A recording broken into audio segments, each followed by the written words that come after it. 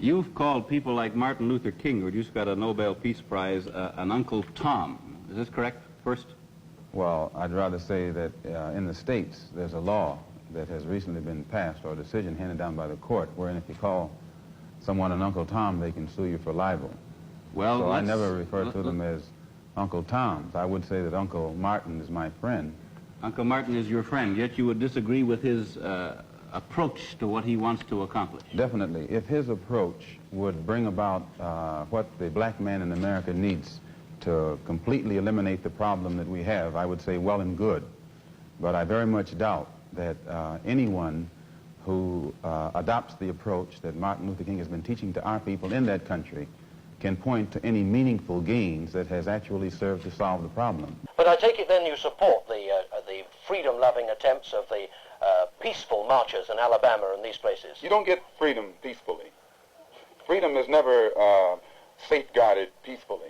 Anyone who is depriving you of freedom isn't deserving of a peaceful approach by the ones who are being deprived of their freedom. And when black people in this country come out from under the mental straitjacket that the Negro clergymen have placed them in, and begin to see that the only way you can get freedom is to get it the same way the white man in this country got it from England, or he says he got it from England. He was willing to pay the price for freedom. When you're willing to pay the price for freedom, then you get it. Black Muslims have sometimes, whether you have or not, and I think probably you have sometimes, it seemed to me, been preaching hate to meet hate. I don't advocate any kind of hate. But there's a lot of talk that sounds very much like it. No, I think that the guilt complex of the American white man is so profound until when you begin to analyze the real condition of the black man in America, instead of the American white man eliminating the causes that create that condition, he tries to cover it up by accusing his accusers of teaching hate. But actually, they're just exposing him for being responsible for what exists. Now, the only way you can have peace is to eliminate those injustices, and the American white man is not going to eliminate them. He's going to talk that pretty talk, but he'll still continue to practice those inhuman deeds. You got the Honorable Elijah's message yourself behind prison walls.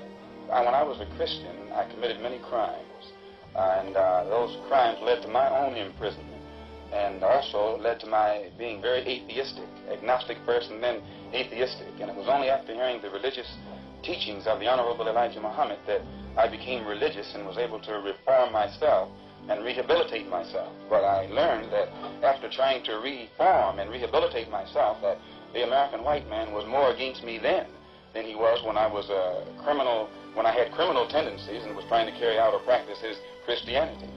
Do you blame Christianity for your crimes? Christianity is one of the real causes of most of the condition that black people in this country are confronted with. It's the religious concept that Christianity has given Negroes in this country that makes us almost incapable of solving our own problems. The black man in this country has a different religious concept when he's a Christian than the white man has. If you notice, the black man is the only one who will turn the other cheek to his enemy, or who will love his enemy, or who will pray for those who despitefully use him, just because he thinks that's what Jesus wants him to do. Now, the white man preaches the same thing, but he doesn't practice it. I think a lot of people confused by the new Arabic name, El-Hajj Malik El-Shabazz. I've always had the name on my passport, Malik El-Shabazz, only I only used it in the Muslim world. Well, Hajj is a title that is given to any Muslim who makes the pilgrimage to Mecca during the official Hajj season. Well, will you now use Shabazz and drop X?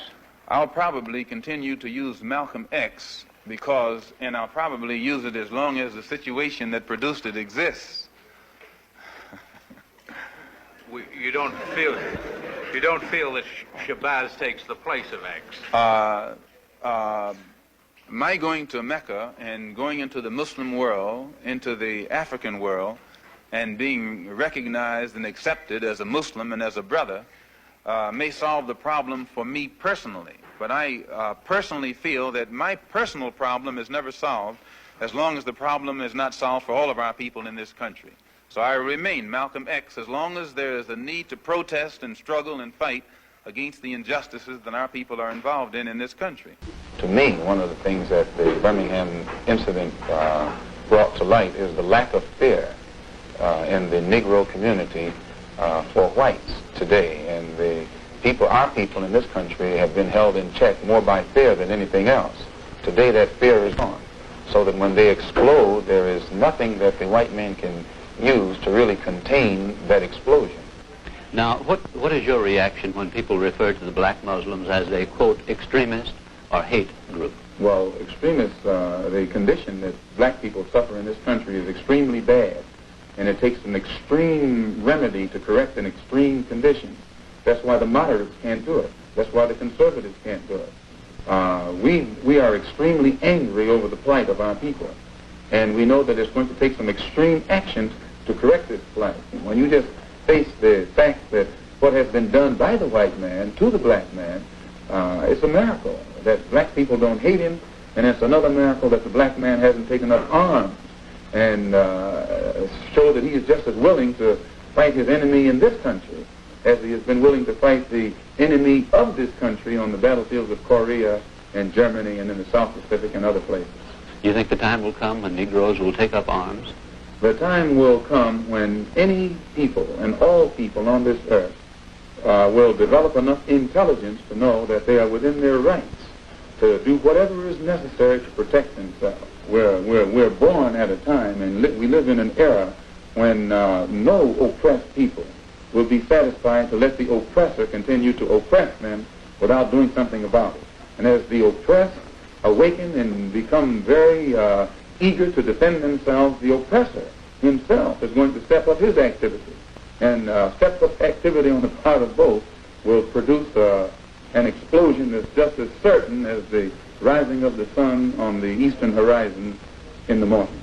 Now, this refusal to integrate, surely it must lead to demands for your own state in America.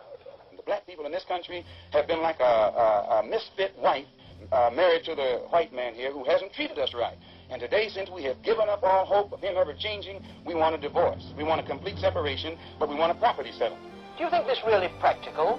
Don't you think that the future really lies with a peaceful transformation of the scene? If the American government, the Supreme Court, the President of the United States, the Congress and the Senate, and all these white liberals have said that they're for integration, and these Negroes haven't gotten any more integration than they have, well, that's more impractical than separation. Practical means that's what you can practice. And if the Supreme Court and the Army and the Navy and the government and the President are supposed to be for integration and you still can't get it, why, good night. You can't get this. Impossible. But we can get separation overnight because we already have it.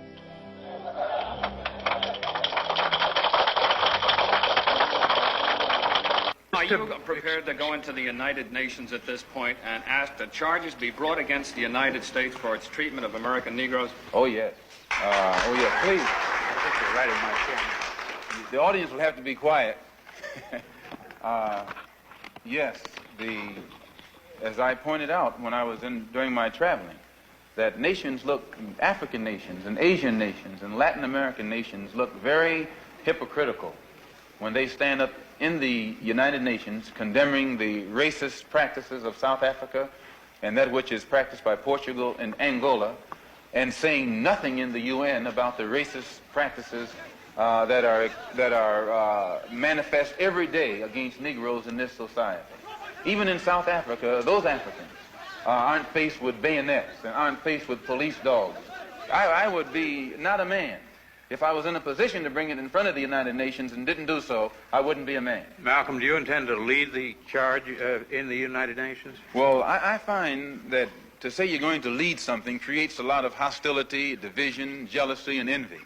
I hope to work with any group of leaders or any group of organizations to do whatever is necessary to see that this problem is brought before the United Nations. Well, that's something of an argument, but I've heard speeches made by some of the people of your group. I think I've heard you make speeches. It seemed to me that you were advocating what I would have to describe, I think, as violence to meet the serious injuries that have been done your people, with which I totally agree. I don't call that violence. I don't in any way encourage black people to go out and initiate acts of aggression indiscriminately against whites.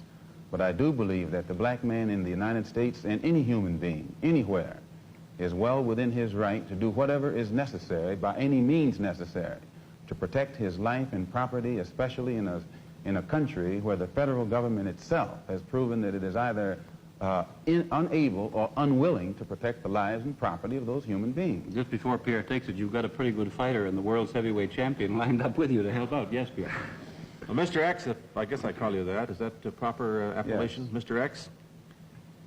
I'm wondering if you still believe, as I think you certainly did at the time you were allied to the Black Muslim movement, in a segregated black nation No. in North America. I don't believe in any form of segregation or any form of racism. I'm against any form of segregation and against racism. Am I right in saying that the Black Muslim movement, which you have left, did believe in that? Well, Elijah Muhammad taught his followers that the only solution was a separate state for black people. And as long as I thought he genuinely believed that himself, I believed in him and believed in his solution. But when I began to doubt that he himself believed that that was feasible, and I saw no kind of action designed to bring it into existence or bring it about, then I turned in a different direction. Mr. X, since you're split with the Black Muslim movement, have you formed your own group? Yes. And also, you say that you don't believe that Martin Luther King has solutions. What are your solutions? Well, first, we formed two groups. The split resulted in the formation of two groups. Those who left the Black Muslim movement regrouped into what has now become known as the Muslim Mosque Incorporated, which is strictly religious, based upon the religion as it is taught in Mecca and Cairo and other centers of Islamic religious learning. Then realizing that our problem in America, that we are black Americans and we have a problem that goes beyond religion, we formed a group known as the Organization of Afro-American Unity. And the objective of this organization, it's non-religious, number one. Any Negro can belong to it. And the objective of that organization is to bring about a condition that will guarantee respect and recognition of the 22 million black Americans as human beings. Now, this is very laudable, but how? Well, by any means necessary.